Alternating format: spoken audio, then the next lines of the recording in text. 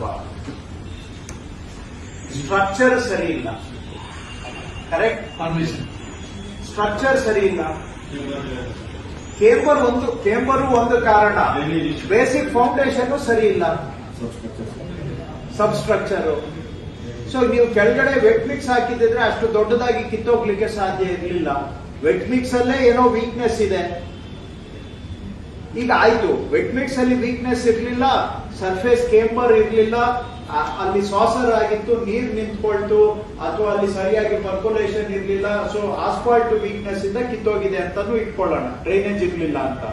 ಕಿತ್ತೋದ್ಮೇಲೆ ಜಲ್ಲಿನೂ ಕಿತ್ತೋಗಿರುತ್ತೆ, ಸಬ್ surface ಹಾಳಾಗಿರುತ್ತೆ. ನೀವು ಅದ್ರ ಮೇಲೆ ಸಬ್ ಸರ್ಫೇಸ್ ರಿಪೇರಿ ಮಾಡದೆ ಮೇಲೆ ಮಾತ್ರ ಟಾರ್ ಹಾಕಿದ್ರೆ ಎಲ್ಲಿ ಉಳಿತದೆ? ನನ್ ಸಿಂಪಲ್ ಕ್ವೆಶ್ಚನ್. ಸೊ ನೀವು ಅದಕ್ಕೋಸ್ಕರ ಖರ್ಚು ಜಾಸ್ತಿ ಆದ್ರೂ ಪರವಾಗಿಲ್ಲ, ಬಾಕ್ಸ್ ಕಟಿಂಗ್ ಮಾಡಿ ಜಲ್ಲಿ ಆಗಲೇಬೇಕು. ಇಲ್ಲ ಅಂದ್ರೆ ಸುಮ್ಮನೆ ಇವತ್ತು ಪ್ಯಾಚ್ ಹಾಕೊಂಡು ಹೋಗೋದು, ಇನ್ನೊಂದು ವಾರ ಆದ್ಮೇಲೆ ಅದು ಕಿತ್ತೋಗಿರುತ್ತೆ. ಅದರಿಂದ ಇನ್ನೂ ಬದ್ದಾಮು, ನಾವು ಬದ್ದಾಮು, ಜನನೂ ಹಾಳಾಗ್ತಾರೆ. ಬೇಕಾಗಿಲ್ಲ. ನೀವು ಮಾಡಿದ್ದು ಒಂದ್ಸತಿ ಪಕ್ಕ ಮಾಡ್ಬಿಡಿ. ಸೊ ದಯವಿಟ್ಟು ಇನ್ಮೇಲೆ ಎಲ್ಲರೂ ಬಾಕ್ಸ್ ಕಟಿಂಗ್ ಕಂಪಲ್ಸರಿ ಮಾಡಿ, ಜಲ್ಲಿ ಹಾಕ್ಲೇಬೇಕು.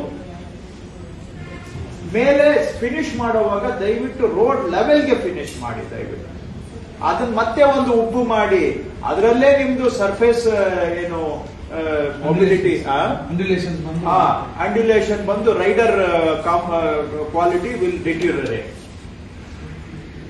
ಸೊ ಏನು ಇನ್ಮೇಲೆ ದಯವಿಟ್ಟು box cutting is compulsory. Regular geometric shape cut ಮಾಡ್ಕೋತೀವಿ ಸರ್.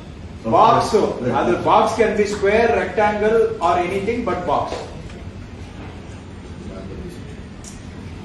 ಅಂಡ್ ಇದರಲ್ಲಿ ನೀವು ದಯವಿಟ್ಟು ಕಂಜೂಸಿ ಮಾಡಕ್ ಹೋಗ್ಬೇಡಿ. ನೀವು ಪ್ಯಾಚ್ ಮಾಡೋದು ನೋಡ್ತೀವಲ್ಲ ನಾವು, ಒಂದು ಲೆಟರ್ಸ್ ಏನೋ ಒಂದು ಶೇಪ್ ಅಲ್ಲಿ ಹಾಕಿರ್ತಾರೆ, ಅಲ್ಲಿ ಲಾಸ್ಟ್ ಅಲ್ಲಿ ಎಡ್ಜ್ ಅಲ್ಲಿ ಒಂದು ಅರ್ಧ ಅಡಿ ಬಿಟ್ಟು ಬಿಟ್ಟಿರ್ತಾನೆ. ಆ ಅರ್ಧ ಅಡಿ ಬಿಟ್ರೆ ನಾಳೆ ಅದೇ ಓಪನ್ ಅಪ್ ಆಗುತ್ತೆ. ಅಂಡ್ ನನ್ನ ಪ್ರಕಾರ ಈಗ ಸಿಸಿ ಅವರು ಏನ್ ಹೇಳಿದ್ರು, ಮೊಬಿಲೈಸೇಷನ್ ಅಂತ. ನೀವು ಒಂದು ವಾರ್ಡ್ ಅಥವಾ ಒಂದು ವಾರ್ಡ್ ಅಲ್ಲಿ 5 ರೋಡ್ ಟಾರ್ಗೆಟ್ ಮಾಡಿ. ಇವತ್ತು ಸರ್ವೆ ಮಾಡಕ್ ಹೇಳಿ ನಿಮ್ ಎಗೆ, ಎಷ್ಟು ಏರಿಯಾ ಎಷ್ಟು ಸ್ಕ್ವೇರ್ ಮೀಟರ್ ಅಂತ ಗೊತ್ತಾಗ್ಬಿಡುತ್ತೆ. ಹೌದಾ ಇಲ್ವಾ?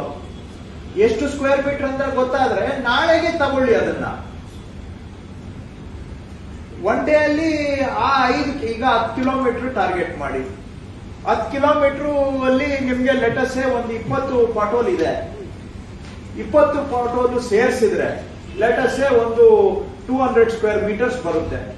200 ಸ್ಕ್ವೇರ್ ಮೀಟರ್ಸ್ ಅಂತ ಇವತ್ತೇ ಅಸೆಸ್ ಮಾಡ್ಕೋಬಹುದು ನೀವು. ಯಾಕಂದ್ರೆ ಈಚ್ ಪಾಟೋಲ್ ವಿಸಿಟ್ ಮಾಡಿದ್ರೆ ನಿಮ್ಗೆ ಎಗೆ ಗೊತ್ತಾಗುತ್ತೆ, ನೀವು ಮಾಡ್ಬೇಕಾಗಿಲ್ಲ. ಇದೇನ್ ಕೆಲಸ, ಹೋಗ್ಲಿ ಅಲ್ಲಿ ಅಸೆಸ್ ಮಾಡ್ಲಿ, ಇದನ್ನ ಎಷ್ಟು ಬಾಕ್ಸ್ ಕಟಿಂಗ್ ಮಾಡ್ಬೇಕು ಅಂತ ಎಲ್ಲ ಇವು ಪಾಯಿಂಟ್ ಮಾಡ್ಕೊಂಡ ಟೋಟಲ್ ಮಾಡ್ದ. ನಾಳೆಗೆ ಟಾರ್ಗೆಟ್ 200 ಸ್ಕ್ವೇರ್ ಮೀಟರ್ಸ್ ಟಾರ್ಗೆಟ್ ಅಂತ ಇಟ್ಕೊಂಡ ಅಷ್ಟಕ್ಕೆ ಮೊಬಿಲೈಸ್ ಮಾಡ್ಕೋಬೇಕು ಮೆಟೀರಿಯಲ್. ಅಷ್ಟನ್ನ ಮಾಡ್ಕೊಂಡು ಹೋಗ್ಬೇಕು. ಸಾಧ್ಯ ಆದಷ್ಟು ಕಾಂಪೋಸಿಟ್ ಮೆಷಿನ್ ಇದ್ರೆ, ಕಟಿಂಗು ಫಿಲ್ಲಿಂಗು ಎಲ್ಲ ಒಂದೇ ಮೆಷಿನ್ ಇದ್ರೆ ಒಳ್ಳೇದು ನನ್ನ ಪ್ರಕಾರ.